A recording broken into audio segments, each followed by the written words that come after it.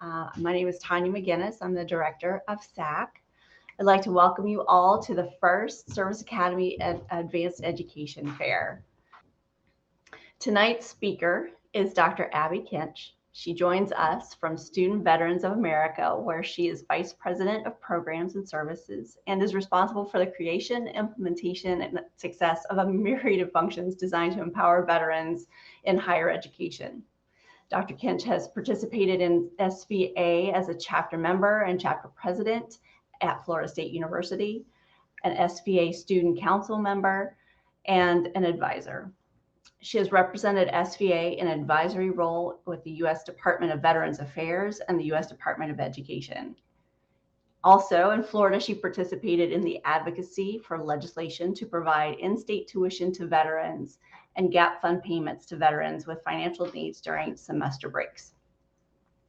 Following an enlistment in the U.S. Air Force as an airborne Chinese cryptologic linguist, say that 3 times real fast, Dr. Kinch worked for 6 years in the private sector using the language skills she acquired in the Air Force before going to school to finish her bachelor's degree and then ultimately earning her PhD in public administration and policy from Florida State University, specializing in strategy.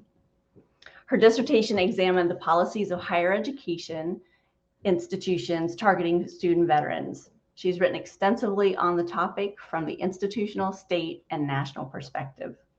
So without further ado, please welcome Dr. Abby Kinch. Thank you so much, Tanya. I'm so happy to be here. I'm actually joining you from Corpus Christi, Texas. This morning, I opened the day speaking at the Texas Veterans Higher Education Symposium at Texas A&M University. So it's been a day of amazing conversations, and I'm so excited to be here to speak with you all. Like Tanya said, please feel free at any time to throw questions in the discussion box. If anything that I say piques your interest, if anything pops into your head, throw those questions in there. And then, if I see them, I'll stop and answer them, or we can get to them at the end and I'll try and answer all of the questions that get asked. But feel free to do that while we're talking. It's totally cool. As Tanya said, I am Dr. Abby Kinch. I'm the Vice President of Services at Student Veterans of America. I wanted to take a moment first before we start talking about funding grad school to tell you a little bit about what it is that we do as an organization. We are Student Veterans of America, or SVA, is a chapter-based higher education organization. We operate, if you think about a fraternity or sorority, much in that capacity, though our members are student veterans, their families, their friends, allies, and so forth. And so we have over 1,500 chapters in all 50 states and in 3 countries abroad. So it's a great network to work for. It's a great network to belong to. It's been a huge part of my life for a while. We operate in 3 different areas. I am responsible for our programs and services, so anything having to do with student veterans, their chapters. If our chapters come to us with questions about navigating the administration on their campus, we're there to help. We put together programming for our chapters at the national level. We offer scholarships to our student veterans, which I'll talk about later. And we interact with our chapter leaders on whatever they need, whether it's at the school level, whether it's a policy change. We were very quick to act on fixing, or rather amending, the GI Bill to account for changes in instruction due to COVID. And so we do programs, we do advocacy, so like COVID, and I'll talk about the Forever GI Bill here in a moment too. That was largely our advocacy work. And we also do research. So a lot of the things that I'm going to talk about, a lot of the things that we talk about as an organization, and everything that we do is data driven, and that's driven by the research that SVA does on behalf of student veterans. So the organization is here to empower student veterans, their families, and others into, through, and beyond higher education. And so you all are in the middle of in through higher education. You are in it right now. And perhaps you want to continue it into graduate school. It's a little bit about my background academically. When I separated from the Air Force, I worked for a while. And immediately following the passage of the post 9/11 GI Bill in 2008, I decided to go back to school and to finish my bachelor's degree. I started in 2009 using the post 9/11 GI Bill, and then I finished my bachelor's in 2011. So that's 2 years. I used more of my GI Bill to complete a master's degree, and finished that in 2013. So it was roughly a year and a half to finish that master's. And then I went on to get a PhD. Obviously, out of GI Bill funding at that time, I used a combination of things to pay for school. And I'm going to touch on some of those tonight to sort of inspire you. But at every step of the way, funding my education has always been about asking the right questions to the right people.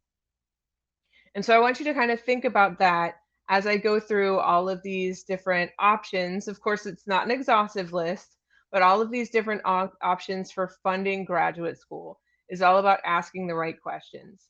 Asking is this program and its funding package, are they worth it, right? Or is this program better, which may not be, maybe ranked number 2 instead of number 1, but it offers more money, right? So we're going to be talking about asking the right questions. And then I also want you to think about asking the right questions to the right people.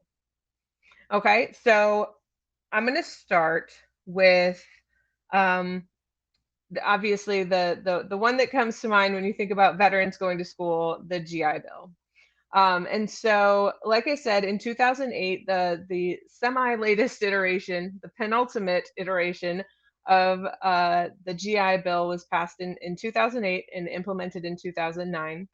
And what the post 9/11 GI Bill did was, instead of where the Montgomery GI Bill, which was passed during peacetime, the first GI Bill passed during peacetime, instead of asking service members to pay from their paycheck into an account that would then go toward their GI Bill and contribute that way, um, they expanded parts, restricted parts, and came out with what was at the time one of the most generous education benefits in existence. And so the post 9/11 GI Bill covers up to 100% of the tuition, the in-state tuition cap in a state. So up to 100% of tuition, and a monthly allowance for housing. Having problems talking today. A monthly allowance for housing dependent on your zip code. And so wherever you reside, wherever you're going to school, they'll calculate the same as BAH. They'll calculate your monthly allowance for housing, and they will, include that in your payments. The one downside that came out of the shift to the post 9/11 GI Bill was that it created gaps in funding. And so you're only going to get paid, instead of doing it month by month, like the Montgomery GI Bill did, students on post 9/11 only get paid when they're in school. And so if you're on a semester basis and using the GI Bill, there are those several weeks during the summer and then a couple weeks in the winter where you're not going to be getting paid because you've got some significant gaps. Additionally, if you're on the quarter system, you have smaller gaps, but more frequently. So there are times when you're not going to be enrolled in school, so you're not going to get that monthly allowance for housing payment. A few years ago, Student Veterans of America and many other veteran organizations who specialize in advocacy went to the Hill and said, hey, post 9/11 GI Bill is great, but we can make it better. And so there were some modifications made, particularly to those to Guard and Reserve members. So we expanded what could be counted toward time in service for education. For Purple Heart and Purple Heart recipient use of yellow ribbon. And what yellow ribbon does is it's an additional benefit offered by the school, which helps bump up that tuition cap. So when I said that the post 9/11 GI Bill paid for 100% of tuition up to the in-state cap, that's for a public university. And so if you attend a private university, obviously it's going to be more. And so what yellow ribbon does is help bump up your tuition payments to the full amount for whatever institution you attend, and that's school by school. So your first question, if you're going to a school that is above that tuition cap for the GI Bill, your first question is going to be, do you offer yellow ribbon? Because that'll help you cover the rest of the payments, and those won't come out of pocket. And so that's another thing to consider. And so it expanded yellow ribbon for Purple Heart for Purple Heart recipients and others. It also expanded VA work study. And what VA work study is there are several positions on a campus that are paid for by the Department of Veterans Affairs. And so you receive federal minimum wage, but you work in an office on campus and provide services. Generally speaking, VA work study students would work in a veteran resource center. So would work with a school certifying official or the person who ensures that your GI Bill monthly payments get paid and that your tuition gets paid, or in some sort of veteran office or doing something tied to veteran services. But it could be something else. And so you'd be working on campus, earning some funds that are non-taxable, but while you're in school. So they expanded VA work study with the Forever GI Bill. And then finally, they added the Edith Norse Rogers STEM Scholarship. And so if you are a student who decides to go into a STEM field, obviously, having completed a bachelor's degree and going into graduate school, you may not need this benefit. But if you choose to, say, finish out some requirements before going to graduate school, there are ways to use this benefit that come after the use of your Forever GI Bill. So when you've exhausted your GI Bill, but still have courses left that are in STEM, you can qualify for the Rogers STEM Scholarship. And that's just another benefit from the VA that helps cover the full cost of tuition. So that's another question, right? I'm going into STEM, whether it's computer science, any sort of engineering, I want to study math, whatever it is, I'm going to take longer to finish this degree. What are some supplemental funding sources that are going to help me get to that finish line where maybe the GI Bill cuts short? And the Rogers STEM Scholarship is one of those offered through the VA. And it's very underutilized. And so the more of you all that know about it and can share the information, because the Rogers Scholarship has a huge budget, and only a very small amount is being touched right now.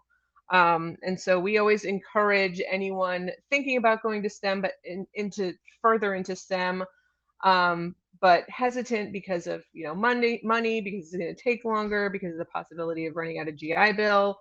If you want to go further and get a PhD, obviously STEM degrees tend to last a little longer. Any of those reasons, the Rogers STEM Scholarship is a great opportunity.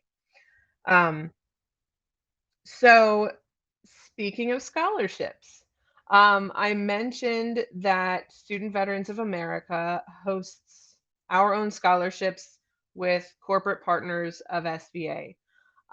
We host 4 every year. We do 2 in the fall and 2 in the spring. One that is actually open right now is with our partners at Raytheon Missile and Defense. It's a company of Raytheon Technologies. It's for Army veterans who want money for school, right? It's not restricted by GI Bill money. And what I mean by that is oftentimes funding is contingent on needing funding, or the GI Bill rather. GI Bill payments are contingent on how much you owe the school. And so if you get a scholarship, sometimes your GI Bill money, or your tuition rather, from the GI Bill will be lessened because you owe the school less. The scholarships that we distribute don't work that way. Those get paid directly to the student rather than to the school, so that they don't impact your GI Bill. But I'll pick up at the Raytheon, the second Raytheon question. Um, but I'm so sorry. That's another $10,000 for Navy veterans. Again, there are no major requirements, but that one is just for Navy veterans. That's our Spy 6 scholarship. And then finally, Comcast NBC Universal also offers a scholarship for $12,000 for two student veterans. They request that it be something tied to, media, community, television, film, something like that. But honestly, they are open to all majors, all branches, all types of students for a $12,000 scholarship. So those are our the ones that we host, though there are others, of course. I know that Travis Manion Foundation has their own scholarship, and actually, the U.S. Veterans Magazine has a list of scholarships that they keep updated. Now, some of these are for dependents, and some of them are for spouses, and some of them, are for the dependents of deceased service members. So some of them obviously won't apply, but some will. There are a bunch of scholarships on the list for veterans, for student veterans. And so I highly encourage you, to again ask those questions. What scholarships are available? What do I need to do to complete them? I always say scholarships, look for those early and often. I actually was a recipient many, many years ago of one of Student Veteran of America's scholarships, as well as a couple others, and those helped supplement my master's degree, and so those were highly, highly beneficial. Um, Additionally, your school and or college will have their own scholarships or their own grants, things that don't need to be repaid. And so absolutely ask the school if they have available funding, or ask your college. Like if you're studying in the College of Social Sciences, like I did, ask your college, ask the dean, ask your department head, whoever, is there additional funding? How can I get additional funding? And I will say this to you right now. Um, Today is the 6th. 5 days ago, the uh, the federal application for, nope, I forget what it stands for, but the FAFSA um, opened on October 1st. And whether you're, you know, going to get any level of degree, if it's a bachelor's, if it's a master's, you're going to grad school, if you're getting a PhD, if you're getting an MD, whatever, fill out the FAFSA. Even if you think that you don't qualify for anything, if you think that you have as much money as Jeff Bezos and don't need to worry about filling out a federal application for financial aid, do it anyway. Because a lot of grant money from the university and a lot of grant money from the college has to go to students who've filled out the FAFSA. It opened October 1st. The sooner the better. So maybe after you're all done here, if you haven't filled it out, FAFSA.gov. They'll ask for your tax returns from last year, your tax information from last year, and that's it. The whole thing takes about 10 minutes. It's super easy, and it can even import your information. So I'm going to encourage you, again, fill out the FAFSA, because that can, you just end up with random money available to you from the college or the university. And I was going to talk about loans, but I'm going to save loans for the end. Um, there are a lot of other opportunities. When you go to the college that where you're going to study, and you say, "Hey, is there any available funding?" One of the most common answers to that question are through assistantships. So I had several assistantships in both of my experiences in grad school. In one, I was a research assistant, which means that I helped a professor who was doing big research. I helped them with that. Mostly what I did was data cleaning, which is always very, very exciting. But depending on your field, you could be doing a number of things. And so being a research assistant is it's a very great option because you're paid in several ways. And it again depends on the school, but generally speaking, you earn tuition dollars up to a certain amount. You earn an income, and you're eligible for healthcare through the university. So if you don't have that option after uh, separating or whatever, if you don't have that other option, it's available through the school through an assistantship funding. And so an assistantship is great. There's also a teaching assistantship where you may be teaching classes yourself. That's what I did. Or you may be assisting a professor in teaching. You may be grading for them, grading tests, grading papers. You may be running lab work for them, depending on the field. And so being a teaching assistant gives you the same benefits as a research assistant, but instead of doing research, you're teaching. And so assistantships are incredibly powerful tools to pay for graduate school, not only because they'll help you pay for graduate school, but also because you're getting industry experience while you're getting your education. You are teaching the subjects that are important to your field, or you're doing research you're answering questions that are important to your field. And so in either way, those are absolutely incredible things to add to a resume or to, bolster your knowledge in the field where you're earning your education. And those are incredibly, incredibly helpful. So student veterans um, work, whether it's an assistantship or otherwise, about 75% of student veterans work full or part time.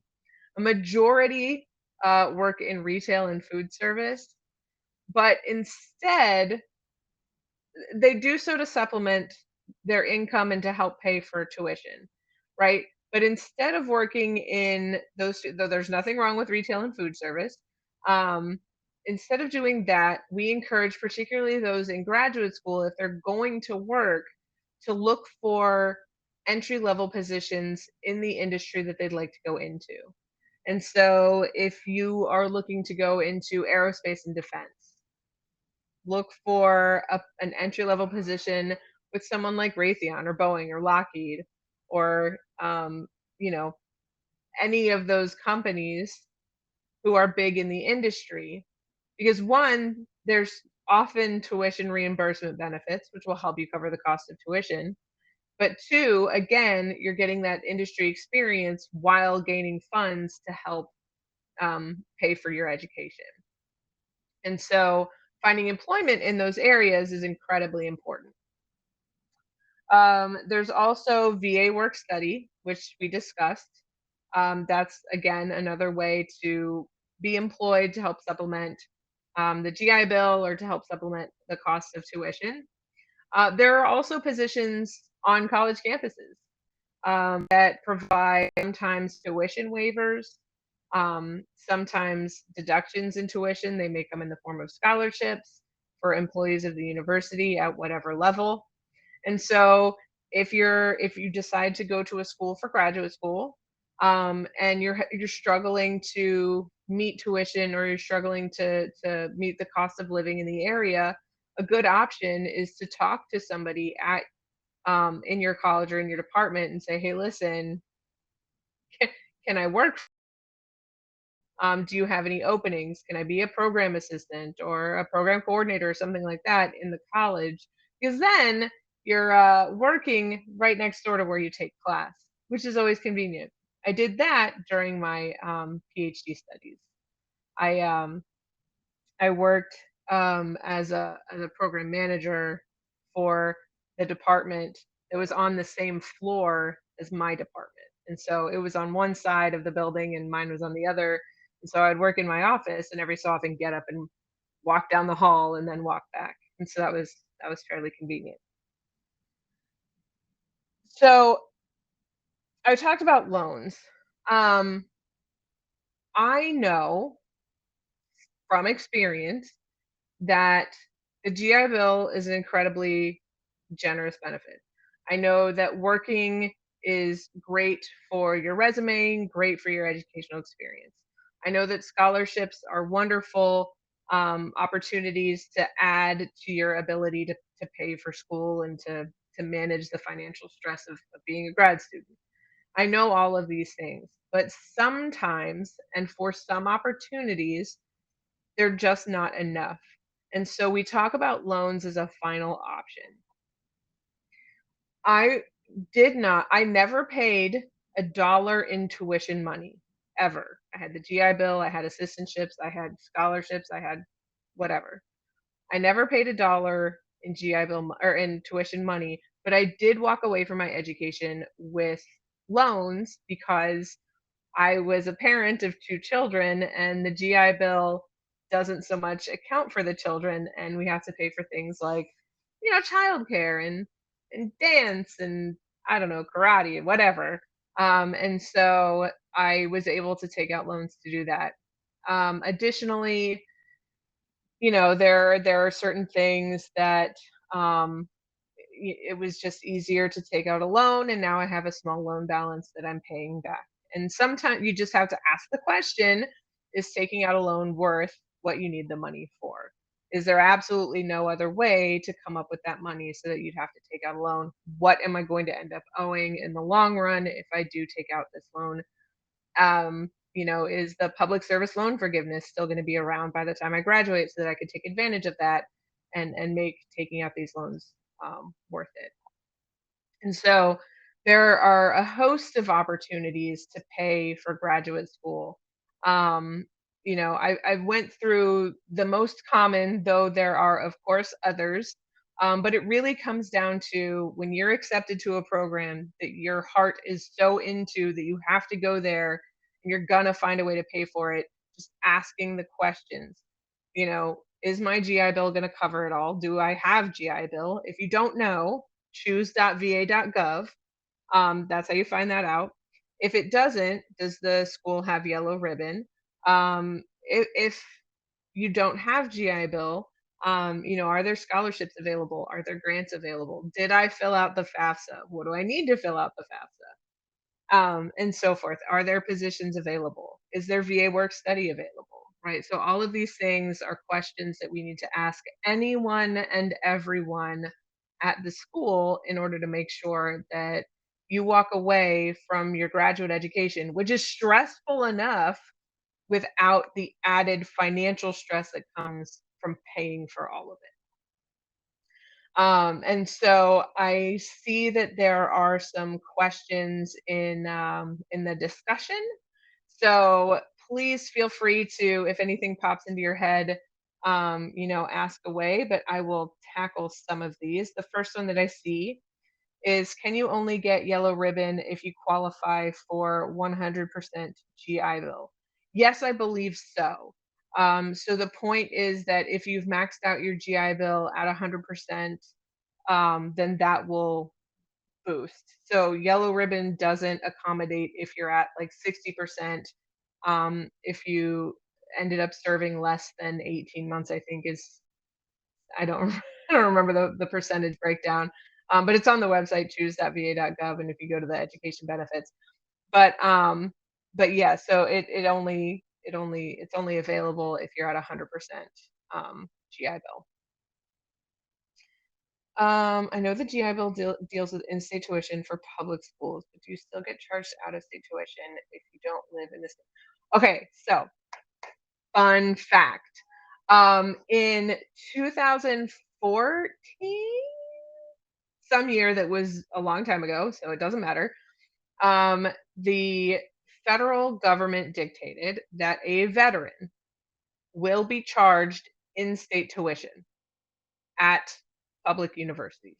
Now, there are ways that schools can work around. There are instances where it doesn't apply, but student or veterans get charged in-state tuition. And so that is not so much a problem for you. If you're going to use the GI Bill, you're going to get charged in-state tuition. It's not a problem. And if you do run into instances where it is a problem, or someone has found whatever loopholes might exist, and if you are from Texas but want to go to school in Indiana, reach out to us, studentveterans.org, and we have a contact form, and we can absolutely find you every resource to help you um, get the in-state tuition that you should be getting. But yeah, you should be getting in-state tuition as a veteran. Um, the there are some replies to these. I don't know how this works. It's very exciting. One thing that I wanted to mention um, with the um, with the post 9/11 GI Bill is that I said that there were gaps incurred when students weren't enrolled, meaning you get your monthly allowance for housing. It's perfect when you're in school the entire month, but in months where you're not in school, you don't get paid. And this is where we see a lot of loans come into play for veterans who can't get a job for a week when they're not in school, or who just can't stretch that monthly allowance for housing. Um, can't stretch that through the 2 week break during the summer. And so what we did in Florida, and other states are looking to replicate it, so this will be another question to ask if this is available. It's called it's a gap payment. It's a graduation assistance. Now I'm so bad with acronyms today. It's a graduate assistance program for veterans, which basically looks at your FAFSA. So make sure you fill that out. But it looks at how much need there is, and doles out a huge amount of money that the state has allocated to veterans in school who need those gaps filled with funds. And I know it exists in Florida. I have not seen it replicated in any other state, though that doesn't mean that it's not. Um, and if you're, say, George wants to go to school in Indiana, if it doesn't exist in Indiana, we at SVA can help you make that a thing for student veterans in Indiana. It's not. It's a simple concept. It takes some state money, and we can absolutely assist in student veterans who want to take that on at the state level. It does not, however, exist at the federal level. That was one of the concessions in expanding the GI Bill for the post 9/11 GI Bill from the Montgomery GI Bill, was that those gaps wouldn't be paid. Otherwise, we really just couldn't afford the GI Bill anymore. So let's see. I am not seeing any more questions. I can help you with that. Yes, I've been please. finding them. So, and I can't find a way to hide. Well, I can hide myself and just speak to you. Well, you can be on because you have a very fancy background. Another question is, can the GI Bill cover pre-college courses like the GRE prep course? And if so, is that a separate application, or is it lumped in with the normal application through the VA? So that's a very good question. I know that previous iterations of the GI Bill covered test prep. So like, even the SATs, it covered CLEP tests, it covered GI Bill tests and test prep. I'm going to say this. Oh man. I don't believe it covers the prep classes, though I do believe it covers the test. And I'm saying that out loud, and I might have it backwards. Um, uh, but I'm, you know what? Um, I'm gonna put my email address in the discussion, and this is gonna be one of those times. I used to teach at a university, and oftentimes students would ask me questions that I wouldn't know. So I'm gonna put my email address in the chat or in the discussion, and feel free to reach out to me. And this goes to anyone watching this. Feel free to reach out to me with any questions, and I'll absolutely get back to you as soon as possible. I know it covers the test though. Now my brain is just going to be like, it covers the test. And I remember because when the GI Bill, when we found out that it covers the test, a bunch of my nerd friends and I decided to take a bunch of graduate tests because why not? That was a nightmare. Don't do that. Just take the ones you have to take. All right, we've got another question. If you will not be eligible for any GI Bill until the school semester starts, I will hit it on terminal leave 90 days during the first month of school. Will I get benefits that semester?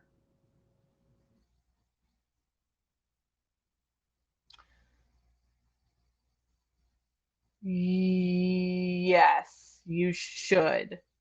Um, I'm trying to think of how that would work. Um, so this is what I would suggest is wherever you've decided to go to graduate school, um, work with your school certifying official. That's again the person who makes sure that you get your GI Bill payments and tuition gets paid. To work with them on timing, basically. So it'll come down to your when your benefits get paid out, you will be enrolled in school. And so paying tuition, there's always a deadline for tuition, but those deadlines can be deferred. Um, and or there can be a payment plan in place or whatever, and whatever agreement that the school makes should be based on when when your eligibility for the GI Bill is starts. And so, from that point forward, that's when you'll get your tuition. But you only just need to be enrolled in the semester to be eligible for tuition payments. That is not going to say you're going to be back paid for monthly allowance for housing. Like that doesn't work that way. That one will only start once you're the point of eligibility.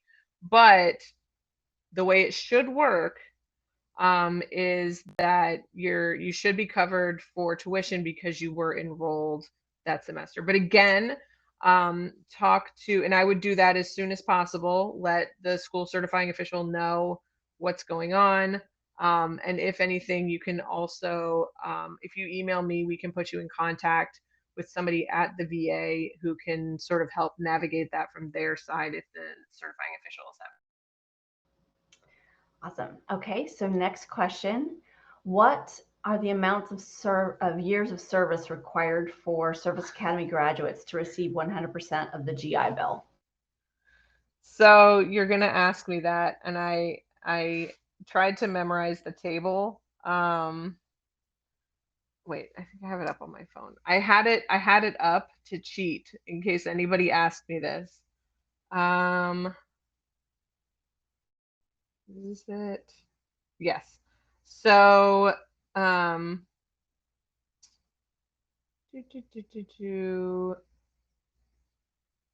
at least 6 months. So you have to have 3 years of service in order to get 100.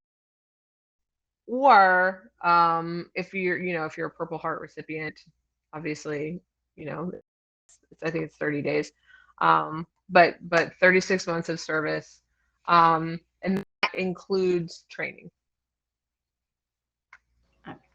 Abby, your camera went off. I'm not sure what happened there, but the next My question. camera's okay. Mine shows that it's on. It might just be the universe being crazy today. The next question, though, is I've been told that the post 9/11 GI Bill cannot be used for a second bachelor's degree. Can you speak to whether or not this is true? As far as I know, that I mean, you can use it for anything. You can, if you have the time and you're working toward a degree or a certificate, you can use the GI Bill. You know, I used it for a bachelor's and a master's, but I could have used it for a bachelor's and some flight school, or you know, those 36 months are your 36 months. And so, you know, if you want to do 2 years of a bachelor's degree and then 2 years, and this is 36 months is an academic year spread over 4 years. So we say 36 months, but we also say 4 years. Understand that's the same time frame, because generally the academic year is just 9 months. But yeah, it's, if you want to do 2 years of a bachelor's and then 2 years of another bachelor's, it's your time. Next question is, I am currently using the post 9/11 GI Bill. Do the benefits expire? Yes. So there was a time cap for post 9/11 GI Bill. That's one thing that the Forever GI Bill did as well, was it eliminated the basically like a deadline or an expiration. Depending on when you started, you should have 10 years from when you started. Guys, you're asking me very complicated. And I just wrote something on Forever GI Bill. So, yeah, so it is unfortunately going to expire, especially if you've already started using it. Because there's a different time frame if you haven't started to when you need to start versus if you have started to when you need to finish. And so if you go to your, and you can check yours specifically, but if you go to e-benefits and look at your eligibility for the post 9/11 GI Bill, it'll tell you how many months you have remaining, at what percent, and when it expires. It'll tell you on the first page. What is the e-benefits? What's that? Sure. So e-benefits is a VA website. I will get the exact one for you. It's another choose.va.gov. So they all start in the same place.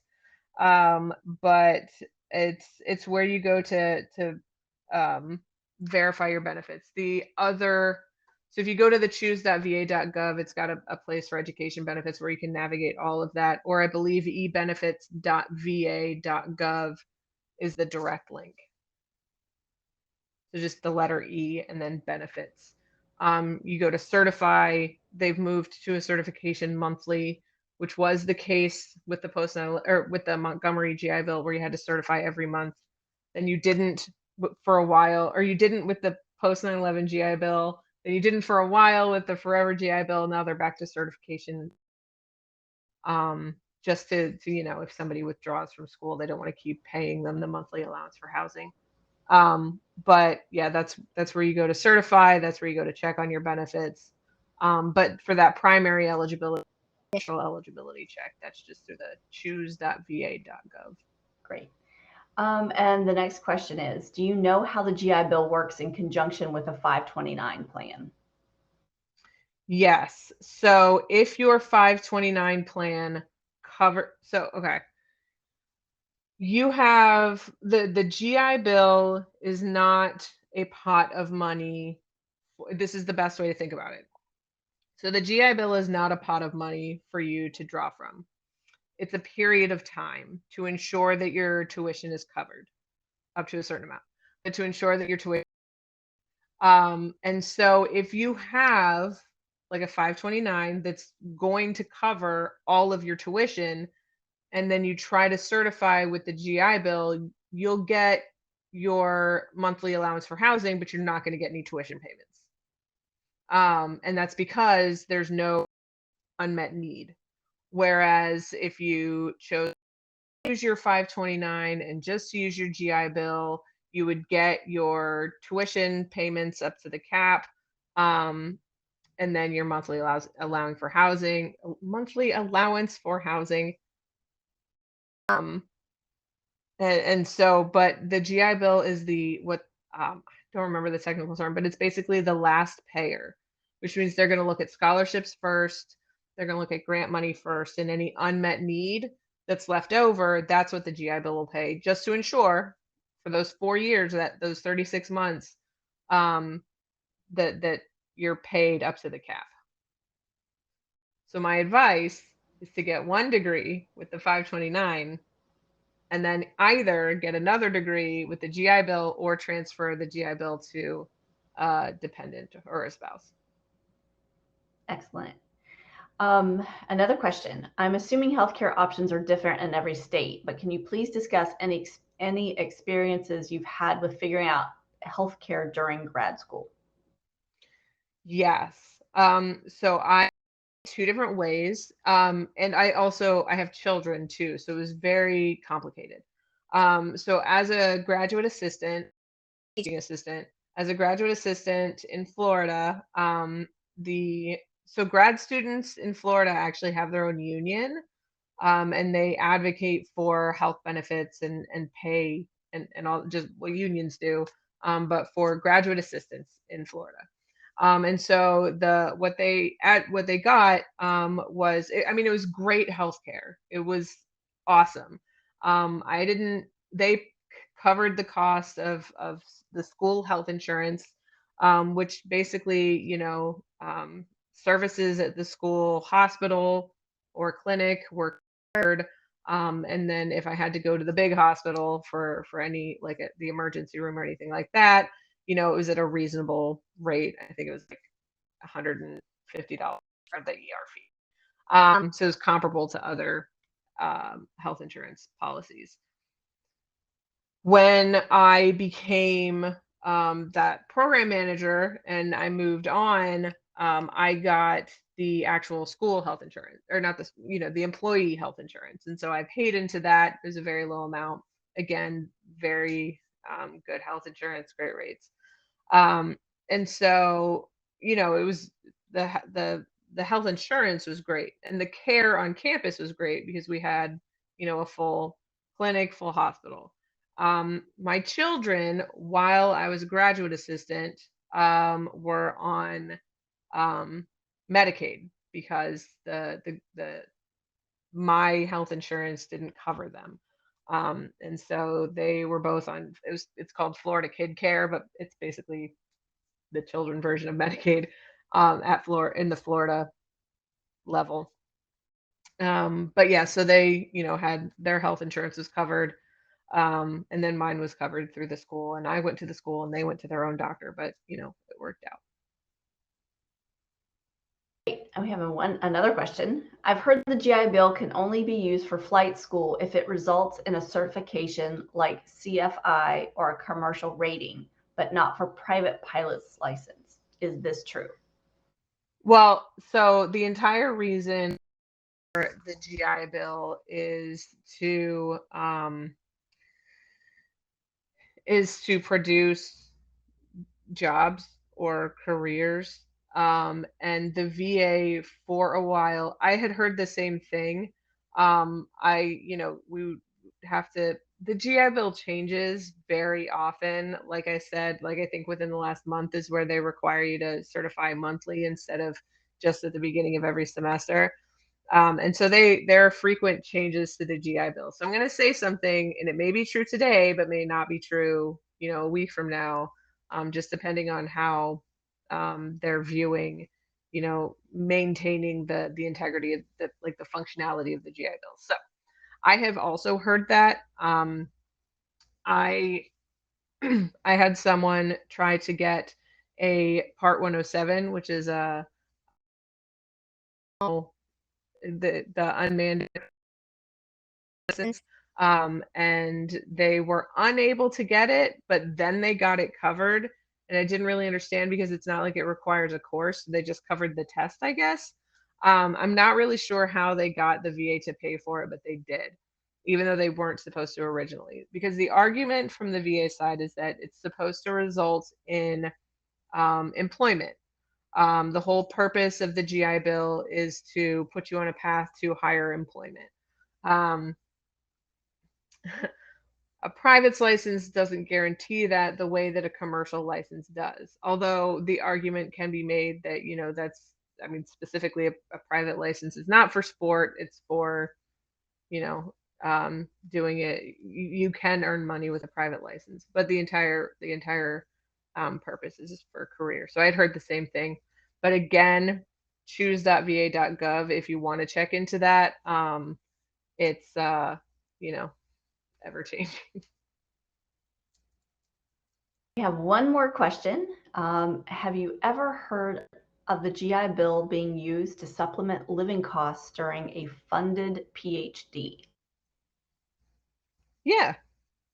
I mean, they won't. So if your PhD is fully funded, meaning you have no tuition costs, you can still use your GI Bill to get the monthly housing allowance. And so, yeah, absolutely. Short answer. I like short answers, especially when Yeah, they're that one yes. was easy. Yeah, I mean, and that's a great idea because, grad assistant is super duper. You don't make a lot of money. You make I it's the I think when I made 10.50 an hour and worked about 20 hours a week. So, it wasn't a lot. And at that point I had run out of GI Bill, which is why I ended up working for the university. It was a significant pay bump and I was able to live that way. That inhibited my studies because I was working full time. And so that was a stressor, but the money wasn't the stressor anymore. But yeah, I made 10.50, 20 hours a week, which was a struggle. So if you can get that the monthly your assistantship, then yeah, by all means do it. One more question because we are almost out of time. You mentioned that the GI Bill changes frequently. Follow-up question to my previous: who's the right person to contact if I see a different benefit end date between my original COE and the VA site now? How do I know which one is correct, or is this a reflection of the ongoing changes to the GI Bill? So, great question. Your end date should never change. Like once you start using your GI Bill, unless somehow you get moved to a different iteration of the GI Bill, like say you were in post 9/11 and somehow you ended up in forever. So these are just different um different implementations of the GI Bill. So I, I'm not going to say that can't happen, but it shouldn't. And so absolutely, if you have two different end dates, send me an email and we'll get you connected with the right person, with one of our contacts at the VA, to get that cleared up for you, because that date should never change. The amount of benefits that you receive, like the percentage rating, should never change. The expiration date should never change. The only thing that should change is how many months you have left. Well, I think that is our final question for the evening. And I want to say thank you, Abby, so very much for sharing all of this information with us, because funding grad school is a key piece of going back to school. I want to say also a special thank you to Kevin Kiley at Grad School Roadmap and Dean Mel Williams at Catholic University for hosting webinars for this event as well. And Abby's email is in the discussion, so take that down. If you have any questions, you're welcome to give her send her an email. You're also welcome to send me or Melissa an email.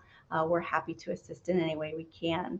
So we'll wrap up here now, and in 2 minutes, you'll be the Advanced Education Fair will be open, and you'll have representatives from about over 20 schools to talk to and get all your questions answered about different schools. So thanks again. Have a great evening, and hopefully we'll see you soon.